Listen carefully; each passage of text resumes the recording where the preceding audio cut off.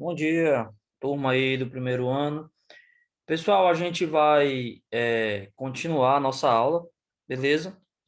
E nessa aula a gente vai dar continuidade sobre as características básicas dos seres vivos, certo? Até agora nós vimos metabolismo, nós vimos células e a composição química. Agora a gente vai continuar a ver essas características básicas que os seres vivos possuem, beleza? Vou abrir aqui o slide para facilitar nosso estudo. E aí, o próximo passo aqui, gente, é a reprodução, certo? E a reprodução é a geração de descendentes, né?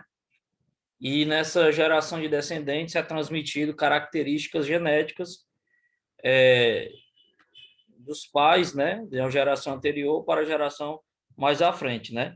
Então, a reprodução é o processo responsável pela perpetuação das espécies, né? Tanto unicelulares como pluricelulares, certo? Nós temos dois tipos de reprodução, né? Conhecidos, a reprodução assexuada e a reprodução sexuada. A reprodução assexuada é quando alguns organismos, né? Eles se dividem em dois, né? Que a gente está vendo aqui, célula mãe, ela de repente divide em dois, tá aqui uma aí se divide, né? Então, aí o que ocorre, né? Esses organismos, né, dividem-se em dois ou mais descendentes e viram clones, porque eles ficam igual ao seu genitor, né? É, isso é complicado, gente, porque na reprodução assexuada não acontece um evento chamado variabilidade genética, certo? E a variabilidade genética ela é muito importante para que indivíduos desenvolvam características que possam fazer com que eles evoluam ou se adaptem a situações que podem até causar a morte deles, né? Porque aqui na reprodução sexuada,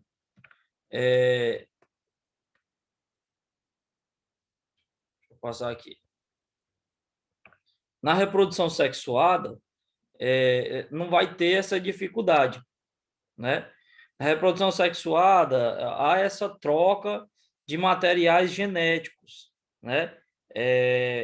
Que é causado pela união de duas células, né? As chamadas gametas, tem as gametas masculinas e as gametas femininas, o espermatozoide e o óvulo, né? Independente da espécie, se a reprodução é sexuada, haverá espermatozoide e haverá óvulo. E no espermatozoide carrega a informação genética do pai e no óvulo a informação genética da mãe. Os dois se unem, né? E aí acontece uma variabilidade genética. Um ser novo vai surgir, claro, carregando informações dos seus descendentes, né? De onde eles vieram, né? Dos que o geraram, né? Mas podem surgir variações deles, né? Que é diferente da reprodução assexuada, que por produzir clones, muito difícil acontecer uma variação, certo? E aí na reprodução sexuada, nós temos esse importante fator aí, que é o material genético, né?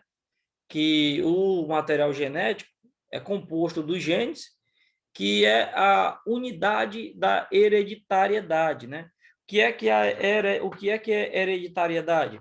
A hereditariedade, gente, é a transmissão das características de uma geração para outra, né?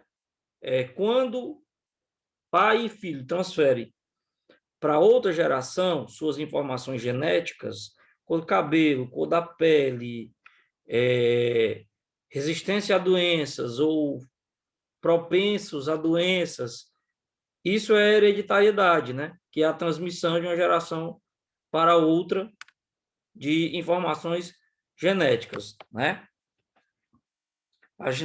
Por exemplo, aqui está usando aqui a imagem, né? A girafa transfere para seu filhote suas características, né? Como cor, tamanho e resistência aí a doenças, né? Esse material genético, gente, ele é composto por DNA, né? Isso nos seres vivos sexuados, basicamente. O material genético é o DNA. E esse DNA é encontrado dentro do núcleo celular.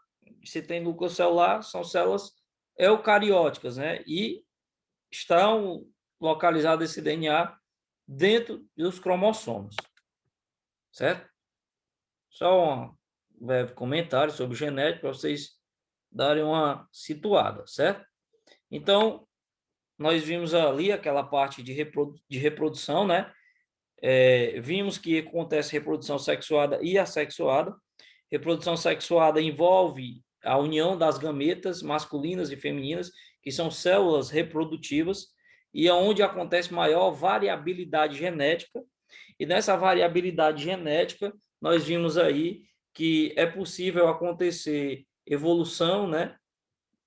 Ou adaptação, porque acontece uma variabilidade genética no cruzamento dos seres, e nesse cruzamento dos seres pode surgir um ser com uma vantagem genética em relação aos seus geradores, né? Ao seu pai e sua mãe, né? Diferente da reprodução assexuada, que a variabilidade genética é pequena, é minúscula, né?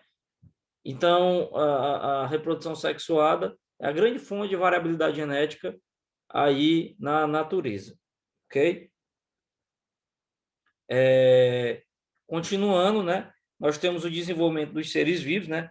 Todo ser vivo, gente, ele cresce, né? Ele nasce, ele cresce, ele se reproduz e ele morre.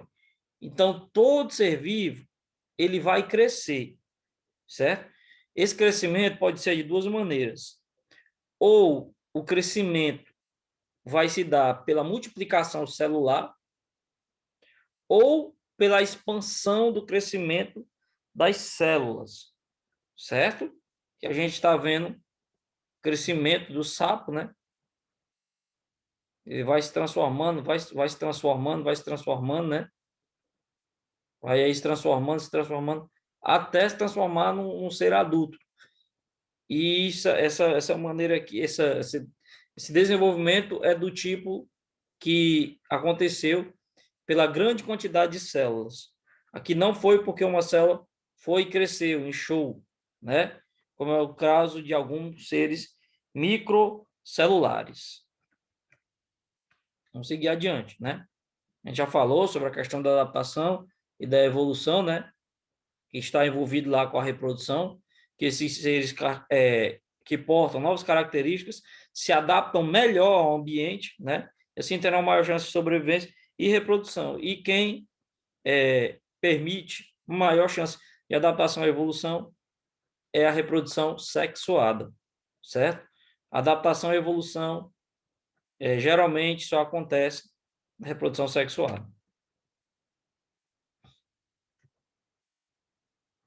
A gente chega, gente, à última parte dessas características básicas dos seres vivos, que são as respostas a estímulos ambientais, certo? Todos os seres vivos, gente, todos os seres vivos possuem a capacidade de reagir a estímulos ambientais. O que serão esses estímulos ambientais? Estímulos que o ambiente joga para os seres vivos, por exemplo, luminosidade, calor, né? Aí a temperatura, frio, calor, né? Deixa eu ver o que mais que pode nos influenciar aí, né? A luminosidade, a umidade. Umidade é quando o nosso corpo absorve, né, a água por aí, né? Então, existem essas respostas aos estímulos ambientais, né? Por exemplo, aí acontece aí a camuflagem. Um bicho, né? Ele recebe o estímulo do ambiente de que um predador está vindo lhe atacar. Então, o que ele faz? Ele se adapta em seu mecanismo de proteção, né? E aí ele muda todo o seu corpo, o seu sistema nervoso começa a reagir com isso. E aí nós temos também o fototropismo, né? Que as plantas começam a se envergar em busca da luminosidade, certo? Além disso, nós temos outras respostas aos estímulos ambientais. Por exemplo, na presença de luz, aonde há maior luminosidade, os olhos, pelo menos os humanos, eles aumentam a sua pupila, certo? Quando, aliás, eles diminuem a pupila. Quando há menor luminosidade, a pupila aumenta, certo? Então, em alta luminosidade, a pupila, que é a bolinha preta do olho, diminui. Quando é baixa luminosidade, a pupila aumenta, certo? Ou seja, nós estamos sensíveis à luminosidade, certo? Então, os mecanismos de fora do corpo, ou seja, do ambiente, causam reações ao nosso corpo. Nós temos sensores, né? Ó, mesmo à distância, muitos insetos reconhecem o cheiro do seu parceiro, né? Aí a gente vê aí os girassóis que se posicionam no sentido da fonte de luz, né? Porque a luz influencia aí a posição desse girassol.